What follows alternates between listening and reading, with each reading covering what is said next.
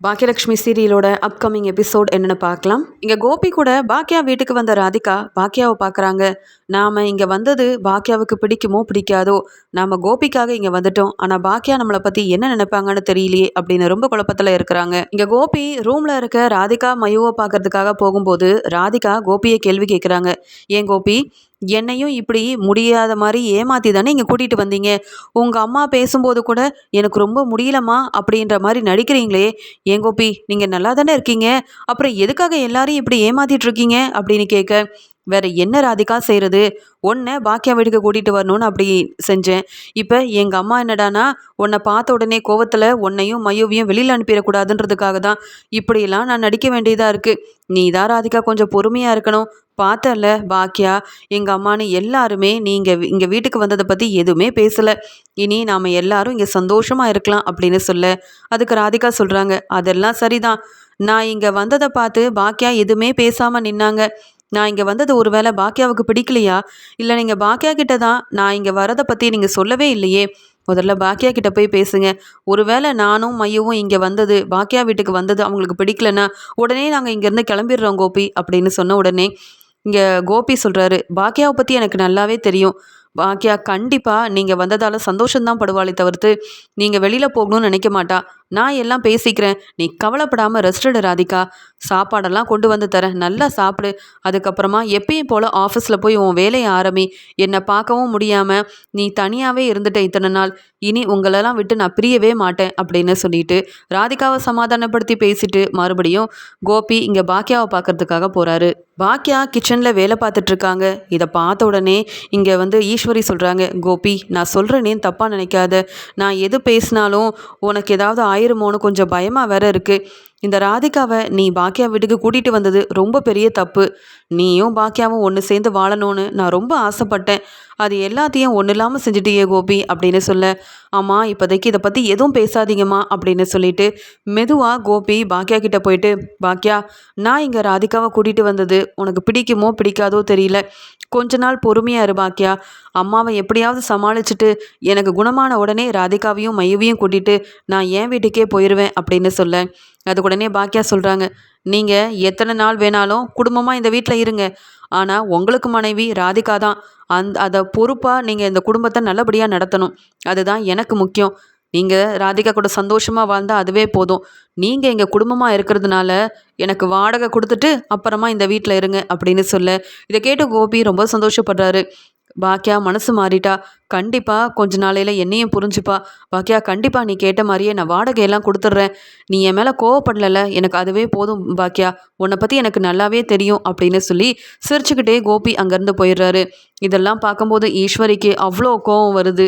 தேவையில்லாமல் இந்த கோபி ராதிகாவையும் அந்த மயுவையும் இந்த வீட்டுக்கு கூட்டிகிட்டு வந்துட்டான். இனி இந்த வீட்டில் என்னென்ன பிரச்சனை நடக்க போகுதோ தெரியல அப்படின்னு நினைக்கும்போது பாக்கியா ராதிகா கிட்ட ரொம்ப சந்தோஷமாக பேசுகிறாங்க. ராதிகாவும் பாக்கியாவுக்கு தேவையானதெல்லாம் செய்கிறாங்க. அது மட்டும் இல்லாமல் ரெண்டு பேரும் ஒன்று சேர்ந்து கிச்சனில் நின்று சமைக்கிறது, பேசி சிரிக்கிறதுன்னு ரொம்ப சந்தோஷமாக இருக்கிறத ஈஸ்வரி பார்த்து கோவப்படுறாங்க. என்ன ஜெனி இதெல்லாம்? உன் அத்தை பாக்கியா ஏன் இப்படி இவ்வளோ சந்தோஷமா, அதுவும் இந்த ராதிகாவை எதுக்கு கிச்சனுக்குள்ளே விட்டான்னு தெரியலையே. இந்த ராதிகாவுக்கு சமைக்கவே தெரியாது, இதில் கோபியை எப்படி அவள் நல்லபடியாக கவனிச்சுப்பா? நான் தான் கோபி பக்கத்தில் இருந்து அவனை கவனிச்சுக்கணும். பாக்கியா நீ கோபிக்கு காஃபி போட்டு கொண்டு வந்து கொடு அப்படின்னு சொல்லும்போது அதுக்கு உடனே பாக்கியா சொல்கிறாங்க, அத்தை கோபியோட மனைவி ராதிகா இங்கே இருக்காங்க, அவங்க கோபியை நல்லா கவனிச்சுப்பாங்க. நீங்கள் போய் ரெஸ்ட் எடுங்க அத்தை. கோபிக்கு தேவையானதை செய்ய தானே ராதிகா இந்த வீட்டுக்கு வந்திருக்காங்க. நீங்கள் எதுக்கு தேவையில்லாமல் இதில் தலையிடுறீங்க? கோபி உங்களுக்கு என்ன வேணுமோ அதை ராதிகா கிட்ட கேளுங்க, அவங்க சமைச்சு கொடுப்பாங்க. நான்லாம் யாருக்கும் எதுவும் செய்ய மாட்டேன் அப்படின்னு சொல்லிட்டு பாக்கியாவும் ராதிகாவும் ஒன்றாவே நின்று சமைச்சிட்டு இருக்காங்க.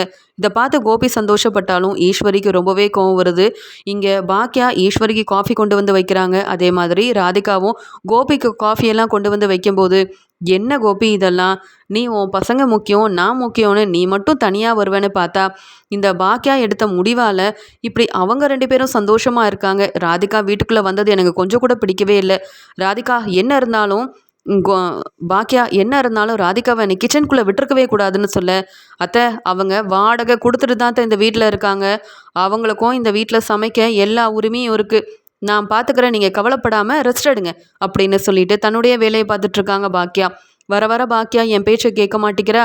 கோபியும் ராதிகாவும் ஒன்று சேரணும்னு நினைக்கிறாளே தவிர்த்து தன்னுடைய வாழ்க்கையை பற்றி இந்த பாக்கியா யோசிக்க மாட்டேங்கிறாளே அப்படின்னு நினைக்கிறாங்க ஈஸ்வரி. இன்னொரு பக்கம் இனியா, பாட்டி என்ன பாட்டி, அப்பா வர வர என்கிட்ட பேச மாட்டேங்கிறாங்க. அந்த ராதிகாவும் மையும் வந்ததுலேருந்து அவங்க கூட அவங்க ரூம்லேயே இருக்காங்களே தவிர்த்து என்னை பார்க்க வரக்கூட மாட்டேங்கிறாங்க. இதுக்கு தான் அப்பா இந்த வீட்டுக்கு வரணும்னு நம்ம ஆசைப்பட்டோமா? அப்பா மட்டும் தனியாக இருந்தப்ப இனியாமா உனக்கு என்ன வேணும், உனக்கு படிப்பில் சந்தேகம் இருந்தால் என்கிட்ட கேளு, உனக்கு ஏதாவது வாங்கிட்டு வந்து கொடுக்கட்டுமான்னு எப்பயுமே என்னை பற்றி யோசனை பண்ணிட்டு இருந்தாங்க. இப்போ அப்பாவுக்கு அந்த ராதிகாவும் மையவும் தான் ரொம்ப முக்கியமாயிட்டாங்க. எனக்கு ராதிகாவும் மையவும் வந்தது கொஞ்சம் கூட பிடிக்கவே இல்லை. இதில் அம்மா வேற ரொம்ப சந்தோஷப்பட்டுட்டு இருக்காங்க. ஏன் பாட்டி, நீங்களாவது ராதிகாவையும் மையோவையும் வீட்டை விட்டு அனுப்பக்கூடாதா? அப்பா எப்பயும் போல நம்ம கூட சந்தோஷமாக இருக்க மாட்டாங்களா அப்படின்னு இனியா கேட்க, அதுக்கு உடனே ஈஸ்வரி சொல்கிறாங்க, என்ன சொல்கிறது இனியா, இது எல்லாத்துக்குமே காரணம் உங்கள் அம்மா பாக்கியலட்சுமி தானே. அவ தான் வேணும்னே கோபியை ராதிகா கூட ஒன்று சேர்ந்து வாழ வைக்கணும்னு சொல்லி இவ்வளோத்தையும் செஞ்சிட்ருக்கா. ராதிகா மையோன்னு 2 பேரும் நம்ம வீட்டுக்குள்ளே வந்தது உடனே எனக்கு எவ்வளோ கோவம் வந்ததோ அதை விட அதிகமாக பாக்கியாவுக்கு கோவம் வரும்னு நினச்சா, அவள் என்னவோ வீட்டுக்கு வாடகையெல்லாம் கொடுத்துட்டு இதே வீட்டில் நீங்கள் இருக்கலான்னு கோபிக்கிட்ட சொல்ல, கோபி ராதிகா ரொம்பவே உரிமையோடு இந்த வீட்டில் இருக்காங்க. இதில் நான் என்னென்னு சொல்ல, நான் ஏதாவது பேசினா உங்கள் அப்பா கோபிக்கு மறுபடியும் முடியலன்னு சொல்லி என் முன்னாடி ஏதாவது செஞ்சிடுறான். நான் அதனால தான் அமைதியாகவே இருக்கிறேன். என்னைக்கு தான் இந்த கோபி திருந்துவானோ ராதிகா வேண்டான்னு முடிவெடுப்பானோ தெரியல அப்படின்னு சொல்ல, இனியா யோசிக்கிறாங்க, அப்பாவோட பொண்ணுன்னா அது நான் மட்டும்தான். அது எப்படி அந்த ராதிகாவோட பொண்ணை அப்பா இவ்வளோ பாசமாக பார்த்துக்கலாம், அதுவும் அந்த மயுவுக்கு தேவையானதெல்லாம் வாங்கி கொடுக்குறாரு.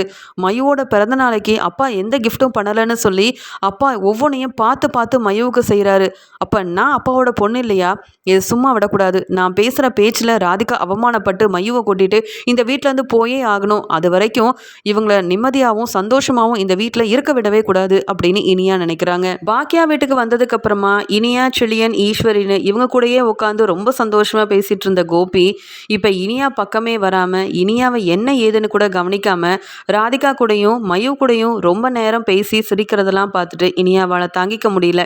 உடனே இனியா கோபிக்கிட்ட போயிட்டு கேட்குறாங்க, அப்பா என்னப்பா இது, நீங்கள் நல்லா இருக்கணும், நீங்கள் ஹாஸ்பிட்டல் வரைக்கும் மறுபடியும் போயிடக்கூடாது, நீங்கள் ஆரோக்கியமாக இருக்கணுன்றதுக்காக பாட்டி உங்களை இந்த வீட்டுக்கு வர சொன்னாங்க. நீங்கள் குடும்பமாக வந்து இருக்கீங்க. அது மட்டும் இல்லாமல் என்னை மகளாவே பார்க்க மாட்டேங்கிறீங்க, என்னை கண்டுக்க மாட்டேங்கிறீங்க, எனக்கு தேவையானதை வாங்கி தர மாட்டேங்கிறீங்க. இதுக்காக தான் இங்கே வந்தீங்களாப்பா? அம்மா கிட்ட பிரச்சனை செஞ்சு என் அப்பா இங்கே தான் இருப்பாருன்னு உங்களுக்காக சப்போர்ட் பண்ணேன். ஆனால் என்னைக்கு இந்த மயுவும் ராதிகாவும் இந்த வீட்டுக்கு வந்தாங்களோ அன்னையிலேருந்து அவங்க கூட தான் நீங்கள் அதிக நேரம் இருக்கீங்களே தவிர்த்து என்னை கண்டுக்க மாட்டேங்கிறீங்க. நான் சாப்பிட்டேன்னா எனக்கு என்ன தேவைன்னு கூட பார்க்க மாட்டேங்கிறீங்களே, ஏன்ப்பா இப்படி செய்கிறீங்க அப்படின்னு இனியா ரொம்பவே கோவமாக கேள்வி கேட்குறாங்க. அதுக்குடனே ராதிகாவும், இனியா இதே மாதிரி தானே மையவும் தன்னுடைய அப்பா வீட்டுக்கே வரலன்னு சொல்லி எவ்வளோ மனசு வேதனைப்பட்டிருப்பா. தன்னுடைய பிறந்தநாளைக்கு கூட கோபி வரலை அப்படின்னு நினச்சி என் பொண்ணு எவ்வளோ வேதனைப்பட்டு அழுதான்னு எனக்கு மட்டும்தான் தெரியும். அப்போல்லாம் இங்கே மயு தான் அப்பா வேணும்னு யோசிப்பான்னு நீ நினைக்கலையே. எல்லாரும் ஒரே வீட்டில் தான் இருக்கோம். உன் அப்பா ஒன்றும் வேற வீட்டில் இல்லை. உனக்கு வேணும்னா நீ இங்கே வந்து பேசலாமே. எதுக்காக இப்படியெல்லாம் பிரித்து பேசிகிட்ருக்க? கோபிக்கு மயு எப்படியோ அதே மாதிரி தான் நீயும்.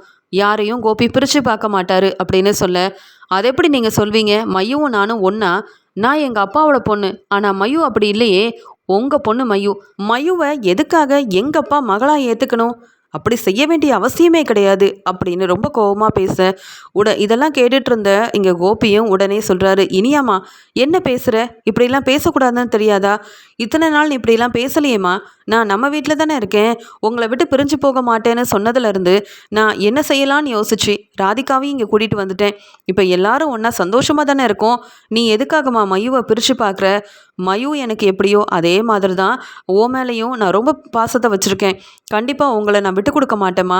உனக்கு என்ன வேணும்னு சொல்லு, அப்பா இப்பயே போய் வாங்கிட்டு வரமான்னு சொல்ல இனியா திட்ட ஆரம்பிக்கிறாங்க. மயு, நான் தான் என் அப்பாவோட பொண்ணு. என்றைக்கும் என் அப்பாவோட பொண்ணா நீ ஆகவே முடியாது. உன் அம்மாவை கூட்டிகிட்டு பேசாமல் இங்கேருந்து போயிரு. நீ அப்படி உங்கள் அம்மாவை கூட்டிகிட்டு போனாதான் நான் நிம்மதியாக என் அப்பா கூட இருக்க முடியும். என் அப்பா என் அம்மா பாக்கியலட்சுமின்னு நாங்கள் குடும்பமாக இருக்கணும்னு ஆசைப்பட்டோம். இதுக்கிடையில் நீங்கள் வேறு இந்த வீட்டுக்கு வந்துட்டீங்க. உங்களுக்கு எந்த உரிமையும் கிடையாது. ஏ ராதிகா, நான் தான் சொன்னேனே எங்கள் அப்பா நிம்மதியாக இருக்கணும்னா நீங்கள் எங்கள் அப்பாவோட வாழ்க்கையில் இருக்கவே கூடாதுன்னு. எங்கள் அப்பாவை நீங்கள் டிவோர்ஸ் பண்ணிட்டு போயிருந்தா நாங்கள் எல்லாரும் குடும்பமாக சந்தோஷமாக இருந்திருப்போம். சந்தோஷமாக இருந்த வாழ்க்கையை ஒன்றும் இல்லாமல் செய்ய எங்கள் அப்பாவை பிரித்து கூட்டிகிட்டு போனது போதாதுன்னு இப்போ எங்கள் வீட்டிலேயே வந்து இருக்கீங்கல்ல. உங்களால் தான் எங்கள் அப்பா என்னை பாட்டியை எங்கள் அண்ணனன்னு கண்டுக்காமல் உங்கள் கூடயே இருக்கிறாங்க. ஏன் இங்கேருந்து வரது கூட கிடையாது. ஏன் மயுவை மட்டுமே அவரோட பொண்ணை ஆக்கணும்னு நினைக்கிறீங்களே தவிர்த்து எங்களை எல்லாத்தையும் பிரிக்கிறதுக்காக தான் இந்த வீட்டுக்கு வந்திருக்கீங்க. பேசாமல் இங்கேருந்து கிளம்பி போயிருங்க. எங்களுக்கு எங்கள் அப்பா மட்டும்தான் வேணும். உங்களையும் உங்கள் பொண்ணையும் பார்க்க எனக்கு கொஞ்சம் கூட விருப்பமே இல்லை அப்படின்னு இருந்த கோவத்தில் இனியா இங்கே ராதிகாவையும் மையுவையும் ரொம்பவே கேள்வி கேட்டு அவமானப்படுத்தி வீட்டை விட்டு வெளியில் போக சொல்கிறாங்க. ராதிகாவும் இங்கே கோபியும் ஒன்று சேர்ந்து வாழக்கூடாது, பிரிஞ்சிடணும் அப்படின்லாம் பேசிகிட்டு இருக்காங்க. இதை கேட்ட உடனே கோபியால் தாங்கிக்க முடியல. நம்ம இனியாவா இப்படியெல்லாம் பேசுகிறா, இனியா இப்படி பேசவே மாட்டாளே அப்படின்னு சொல்லிட்டு, இனியாமா நீ பேசுகிறது ரொம்ப தப்பு, மையுவை தப்பு தப்பாக பேசுகிற, இதில் ராதிகாவை வீட்டை விட்டு போக சொல்கிறியே. உங்கள் அம்மா பாக்கியலட்சுமியே இதை பெருசாக நினைக்காம ராதிகாவும் பாக்கியாவும் எவ்வளோ சந்தோஷமாக இந்த வீட்டில் இருக்காங்க. அதை பார்க்கும்போது ஒவ்வொரு நாளும் நான் சந்தோஷப்பட்டுட்ருக்கேன். நீ என்ன இனியாமா இப்படியெல்லாம் பேசிகிட்ருக்க? அப்பா ஓ மேலே எவ்வளோ பாசம் வச்சுருக்கணும் அதே மாதிரி தான் மயு மேலேயும் பாசம் வச்சுருக்கேன். உன்னையும் மயுவையும் என்னால் பிரித்து பார்க்க முடியாது. நீ மயுவை உன் தங்கச்சியாக ஏற்றுக்கலனாலும் பரவாயில்ல, அதுக்காக என் முன்னாடி ராதிகாவையும் மயுவையும் இப்படியெல்லாம் பேசிகிட்டு இருக்காத. புரியுதா இல்லையா? முதல்ல இங்கேருந்து கிளம்பு. நான் உனக்கு நிறைய செல்லம் கொடுத்துட்டேன். நீ சொன்னதெல்லாம் கேட்டு ஆமான்னு சொல்லி தலையாட்டிக்கிட்டே இருக்க போய் தான் இப்போ என் வாழ்க்கையை ஒன்றும் இல்லாமல் செய்கிறதுக்கு உன் பாட்டி மாதிரியே நீயும் செய்ய ஆரம்பிச்சிட்டல. இதோட அமைதியாக இருந்துரு இனியா. இதுக்கு மேலே பேசினேன்னா அப்புறம் நான் அப்பான்றதை காமிச்சிருவேன் பார்த்துக்கோ அப்படின்னு சொல்லிட்டு ரொம்பவே திட்ட ஆரம்பிக்கிறாரு. அப்பா நீங்களாப்பா இப்படி பேசுகிறீங்க? இந்த ராதிகாவுக்காகவும் மயுவுக்காகவும் என்னையே நீங்கள் திட்டுறீங்கல்லப்பா, என்னை இவங்க முன்னாடி அவமானப்படுத்துறீங்கல்ல. இனி நான் உங்களை அப்பான்னு கூப்பிடவே மாட்டேன். எனக்கு நீங்கள் வேண்டாம்ப்பா. நீங்கள் ரொம்ப மாறிட்டீங்க. அம்மா தான் முழுமையாக என் மேலே பாசம் வச்சுருந்தாங்க. அதை புரிஞ்சிக்காமல் நீங்கள் வேணும்னு நம்பி உங்களை இந்த வீட்டுக்கு வர சொன்னேன். அதுக்காக தானேப்பா என்னை அவமானப்படுத்துறீங்கன்னு சொல்லிட்டு, போதுமா ராதிகா, உங்கள் பொண்ணாலையும் உங்களாலையும் நானும் என் அம்மாவும் அவமானப்பட்டது பத்தாதுன்னு இப்போ எங்கள் அப்பா மனசையும் மாற்றிட்டீங்கல்ல. நீங்கள் கண்டிப்பாக இந்த வீட்டை விட்டு வெளியில் போகணும். இது எங்கள் வீடு. நீங்கள் எப்படி இங்கே இருக்கலாம்? அதுவும் இந்த மயுவை வேற கூட்டிகிட்டு வந்திருக்கீங்க. மயுவெல்லாம் நான் எப்படி தங்கச்சியாக ஏற்றுப்பேன்? கண்டிப்பாக எங்கள் அப்பாவோட பொண்ணு இந்த மயு கிடையாது. மயுவோட அப்பா வேற எங்கேயோ இருக்காரு. அவர் அப்பான்னு கூப்பிட சொல்லுங்க அப்படின்னு சொன்னதை கேட்டு ராதிகா ரொம்ப கோவத்தில் கோபி முன்னாடி இனியாவை பலார் பலார் பலார்னு வைக்கிறாங்க. இனியா, சின்ன பொண்ணுன்னு நானும் பொறுமையாக இருந்தா நீ என்னென்னவோ பேசிகிட்டு இருக்க. உங்கள் அப்பா கோபியை நான் கல்யாணம் பண்ணியிருக்கேன். எனக்கு எல்லா உரிமையும் இருக்குது. மையவும் கோபியை தான் அப்பான்னு கூப்பிடுவார். உனக்கு பிடிக்கலனா இந்த பக்கம் வராத. அதுக்காக என்னையும் என் பொண்ணையும் நீ பேசுகிறதெல்லாம் கேட்டுட்டு நான் பொறுமையாக இருப்பேன்னு நினச்சியா? போதும் இனியா, இதுக்கு மேலே இப்படியெல்லாம் பேசி என் பொண்ணை அவமானப்படுத்தணுன்னு வச்சுக்க. அப்புறம் கோபியோட பொண்ணு இனியான்னு கூட பார்க்க மாட்டேன். இதோட உன் பேச்செல்லாம் நிறுத்திக்கிட்டு உன் வேலையை போய் பாரு. ஒழுங்காக படித்து முன்னேறுவேன்னு பாக்கியா நினச்சிட்டு இருக்காங்க. பாக்கியாவோட நல்ல மனசு உனக்கு கொஞ்சம் கூட இல்லை இனியா. நீ உன் பாட்டி ஈஸ்வரி மாதிரி தான். இங்கே பாக்கியா கூட உனக்கு பிரச்சனைனா உடனே அப்பா தான் முக்கியம்னு கோபி பக்கம் வந்து நிற்ப. இதே கோபி திட்டாருன்னா என் அம்மாவை மாதிரி வேற யாருமே கிடையாதுன்னு பாக்கியா பக்கம் போயிடுவேன். இதெல்லாம் இப்படியெல்லாம் செய்யக்கூடாதுன்னு உனக்கு சொல்லி கொடுக்க வேண்டிய உன் பாட்டி ஈஸ்வரியே என்னை மருமகளாக ஏற்றுக்க மாட்டேங்கிறாங்க. அப்புறம் உனக்கு தானே அவங்களும் சப்போர்ட் பண்ணுவாங்க. இதெல்லாம் போய் சொல்லி மறுபடியும் பெரிய பிரச்சனையை செஞ்சேன்னா அப்புறம் நான் பார்த்துட்டு சும்மா இருக்க மாட்டேன். கோபி இருக்கிற வீட்டில் தான் நானும் மையவும் இருப்போம். உன்னால் செய்ய முடிஞ்சது செஞ்சுக்கோ. கோபி என்னைக்கு இந்த வீட்டிலேருந்து வெளியில் வராரோ கண்டிப்பாக கோபியை கூட்டிகிட்டு நாங்கள் எங்கள் வீட்டுக்கே போயிடுவோம். அது வரைக்கும் கோபி உன் அப்பா தான். நீ நல்லபடியாக பார்த்துக்கோ. நான் எதுவுமே சொல்லலை. அவருக்காக உங்கள் அப்பா கோபிக்காக என்னையும் என் பொண்ணு மயுவையும் திட்டி அவமானப்படுத்தணும்னு நினைக்காத. நீ சின்ன பொண்ணு, புரிஞ்சுப்பேன்னு நினைக்கிறேன். இதுக்கு மேலே இப்படி பேசாத இனியா அப்படின்னு பக்குவமாக எடுத்து சொல்லி இனியாவை நல்லா வெளுத்து வாங்கி அங்கேருந்து அனுப்பிடுறாங்க ராதிகா. இனியா அழுதுகிட்டே அங்கே ஈஸ்வரி கிட்ட போயிட்டு நடந்த எல்லாத்தையுமே சொல்லிடுறாங்க. பாட்டி, அப்பா ரொம்பவே மாறிட்டாங்க. அந்த ராதிகாவுக்காகவும் மயுவுக்காகவும் என்ன திட்டுறாங்க. இதில் ராதிகாவும் என்னை பலார்னு வெளுத்து வாங்கி எல்லாரும் முன்னாடி அவமானப்படுத்துகிறாங்க பாட்டி அப்படின்னு சொல்ல, இதை கேட்டுட்டு இருந்த பாக்கியா சொல்கிறாங்க, என்ன இனியா நீ அங்கே போய் திட்டு வாங்கிட்டு வந்தியா? அப்படி நீ என்ன போய் அங்கே செஞ்சேன்னு கேட்க, அதுக்கு ஈஸ்வரி சொல்கிறாங்க, பாக்கியா நீ இனியாவோட அம்மா தானே, இனியாவுக்கு சப்போர்ட் பண்ணாமல் நீ போய் அங்கே என்ன பேசின, என்ன தப்பு செஞ்சேன்னு கேட்குறியே அப்படின்னு சொல்லும்போது, அத்தை ஒரு நல்ல அம்மாவாக இருந்தால் அப்படி தான் கேட்பாங்க. ஏன் இனியா, அவங்கெல்லாம் சந்தோஷமாக பேசி சிரிக்கும்போது நீ எதுக்கு அங்கே போன? எவ்வளோ நாள் கழிச்சு உங்கள் அப்பா ராதிகா கிட்ட பேசிகிட்டு இருக்காரு. அவங்க குடும்பமாக ஒன்று சேர்ந்துருக்காங்க. நீ எதுக்காக அங்கே போன? உன் அப்பாவை நேற்று வரைக்கும் நீ தானே பக்கத்துலேயே வச்சு கவனிச்சுக்கிட்ட. கொஞ்சம் கூட அவங்க குடும்பத்துக்குன்னு அவரை நேரம் செலவழிக்க கூடாதா என்ன அப்படின்னு கேட்க ஈஸ்வரி சொல்கிறாங்க, போதும் பாக்கியா, நீ கோபியை விட்டு கொடுத்த மாதிரி இங்கே இனியாலாம் தன்னுடைய அப்பாவை விட்டு கொடுக்கணும்னு நினைக்க மாட்டா. உன் வாழ்க்கையை பற்றி நீ யோசிக்காமல் இருக்கலாம், ஆனால் இனியா தன்னுடைய அப்பாவை பற்றியும் தான் வாழ்க்கையை பற்றியும் யோசிப்பாள்ல அப்படின்னு சொல்ல, தப்பு அத்தை, ரொம்ப தப்பு. இப்போ தான் கோபி ராதிகா கூட ஒன்று சேர்ந்து வாழ ஆரம்பிச்சிருக்காரு. அவங்க குடும்பமாக இருக்காங்க. அதுவும் அவங்க இங்கே இருக்கிறதுக்கு வாடகை கொடுத்தா தான் இருக்க முடியும்னு உங்கள் பையன்கிட்டே சொல்லியிருக்கேன். சீக்கிரமாகவே இங்கேருந்து கிளம்பிடுவேன்னு உங்கள் பையன் சொல்லியிருக்காரு. அப்படி இருக்கும்போது அவரை கேட்காம இல்லை ராதிகாவுக்கு பிடிக்காம அவங்க கிட்ட போய் இவ பேசுகிறதுலாம் ரொம்ப பெரிய தப்பு தான். நீ முதல்ல பொறுமையாயிரு. என்கிட்டயே எப்படி பேசணும்னு உனக்கு தெரியல. கண்டிப்பாக ராதிகாவையும் மயூவியும் நீ போய் ஏதாவது தப்பாக பேசியிருப்ப. அதனால தான் கோபி கோவப்பட்டிருப்பாரு. ராதிகாவும் உன்னை திட்டி அனுப்பியிருப்பாங்க. உன் குணம் எனக்கு தெரியாதா? அது மட்டும் இல்லாமல் எவ்வளவோ இடத்த சொல்லியிருக்கேன், என்ன செய்யணும் என்ன செய்யக்கூடாதுன்னு சொல்லியும் நீ புரிஞ்சுக்காம நடந்துக்கிறேன்னா மற்றவங்க கிட்ட திட்டு வாங்கி அவமானப்பட்டு தான் இனியா நிற்கணும். அவங்க குடும்பத்தை பிரிக்கணும்னு உன் பாட்டி நினச்சாங்க. இப்போ அதை நீ செஞ்சிட்ருக்க. அதனால தான் உனக்கு இப்படி ஒரு அவமானம் கிடச்சிருக்கு. இனி உங்கள் அப்பா வாழ்க்கையில் நீ தலையிடாத. உனக்கு அவர் அப்பா தான், இருந்தாலும் கோபியோட குடும்பம் வேற. அவர் எப்படி ஒன்றை பாசமாக பார்த்துக்கிறாரோ அதே மாதிரி தான் மயுவுக்கு அப்பாவும் நடந்துக்கணும். இதை பிரிக்கலாம், அவங்க குடும்பத்தை பிரித்து ராதிகாவை வீட்டை விட்டு அனுப்பலான்னு நினச்சேன்னா இப்படி நீ அழுதுட்டு தான் நிற்கணுமே தவிர்த்து, இனி கோபி ராதிகாவுக்கும் மயுவுக்கும் தான் சப்போர்ட் பண்ணுவார். சீக்கிரமாகவே கோபியோட குணம் உங்கள் எல்லாருக்குமே தெரிய வரும். நீங்களே கோபியை வீட்டை விட்டு போக சொல்ல போகிறீங்க. அதுக்காக தான் நான் காத்துட்ருக்கேன். கோபி என்ன செஞ்சாலும் இனி நான் அதுக்கு பதில் சொல்லவே மாட்டேன். ஏன்னா கோபியை நீயும் உன் பாட்டியும் சேர்ந்தே வெளியில் அனுப்புவீங்க. அப்படி ஒரு நாள் வரதுக்காக தான் நான் காத்துட்ருக்கேன். எப்படியோ நான் நினச்ச மாதிரி கோபி ராதிகா கூட ஒன்று சேர்ந்துட்டாரு. அவங்க குடும்பம் ஆயிட்டாங்க. எனக்கு அதுவே போதும் அப்படின்னு சொல்லி இனியாவை நல்லா திட்டிட்டு இங்கே பாக்கியா அங்கேருந்து போயிடுறாங்க. இந்த கோபி செய்கிறதெல்லாம் பார்த்தா கோபி இந்த வீட்டில் இருக்கிறது நல்லதில்லை போலையே அப்படின்னு ஈஸ்வரி நினைக்க ஆரம்பிக்கிறாங்க. தன்னுடைய அப்பா கோபி ரொம்ப மனசு மாறிட்டாரு. என்கிட்ட பேசுகிறத விட ராதிகா கூடயும் மயு கூடயும் இருக்கிறது தான் சந்தோஷம்னு நினைக்கிறாரு. அப்புறம் எதுக்காக அப்பா என் அம்மாவோட வீட்டில் இருக்கணும்? நான் தான் பெரிய தப்பு பண்ணிட்டேன். அப்பா என் கூட இருக்கணும், அவரை நான் தான் நல்லா கவனிச்சிக்கணும்னு நினச்சது பெரிய தப்பாக போச்சு.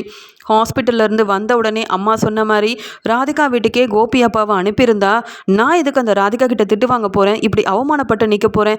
பாட்டி நான் இங்கே செல்லியன் அண்ணன்னு எடுத்த முடிவு ரொம்ப பெரிய தப்பாயிருச்சு. அப்பாவை இந்த வீட்டுக்குள்ளேயே விட்டுருக்கக்கூடாது அப்படின்னு கோபி மனசு மாதிரி ராதிகா மேலேயும் மயு மேலேயும் ரொம்பவே பாசமாக இருக்கிறத பார்த்துட்டு தாங்க முடியாத இங்கே இனியாவாக இருக்கட்டும், இங்கே ஈஸ்வரியாக இருக்கட்டும், கோபியை வீட்டுக்குள்ளே விட்டுருக்கவே கூடாது, பெரிய தப்பு பண்ணிட்டோம் அப்படின்னு நினைக்க ஆரம்பிக்கிறாங்க.